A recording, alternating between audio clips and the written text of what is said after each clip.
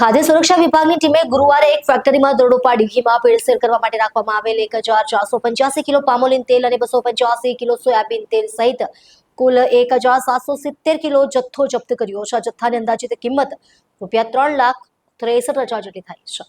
પ્રાપ્ત માહિતી અનુસાર ફેક્ટરીમાં ઘીના દેખાવમાં ભેળસેળ કરીને બજારમાં વેચાણ માટે તૈયાર કરવામાં આવતું હતું. અધિકારીઓએ સ્થળ પરથી ઘી અને તેલના સેમ્પલ લઈને તપાસ માટે માન્યતા પ્રાપ્ત લેબોરેટરીમાં મોકલી આપ્યા છે. રિપોર્ટ આવ્યા બાદ ભેળસેળનું પ્રમાણ સ્પષ્ટ થશે અને તેના આધારે આગળની કાર્યવાહી હાથ ધરવામાં આવશે. વિભાગના અધિક્ષકે જણાવ્યું કે આવી ભેળસેળ આરોગ્ય માટે ગંભીર ખતરો છે. શુદ્ધ ઘીના નામે વેચાતા આ મિશ્રણ સામે કડક કાર્યવાહી કરવામાં આવશે.